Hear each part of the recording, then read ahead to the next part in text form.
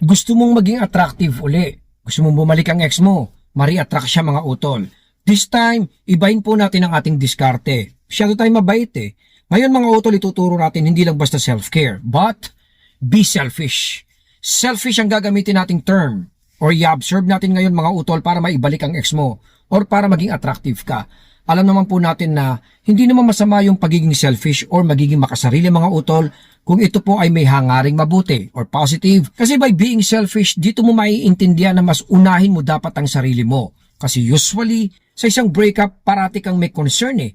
Parating may issue. Like, ayokong gawin ito, baka makita ng ex ko. Ayokong pumunta doon, baka mamaya masamain ng ex ko. Ina-accommodate mo parati mga utol yung pakiramdam ng ex mo because nga po ikaw ay nag-aalala na baka siya po ay mag-isip ng negative towards you.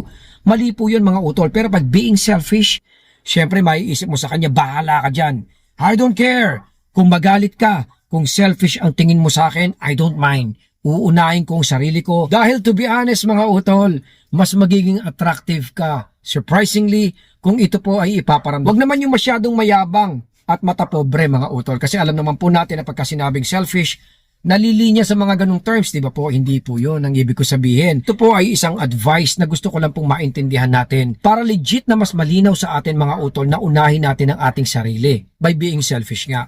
Dahil sa ganitong paraan, mas magiging attractive ka in a possible way na lumaking chances na maibalik mo yung ex mo. Ang kumpletong vlogs nito mga utol ay available tonight sa YouTube channel po natin na Papong TV. Doon natin ilalabas ang full video nito mga utol para mas lalong maintindihan po natin ang dapat nating gawin.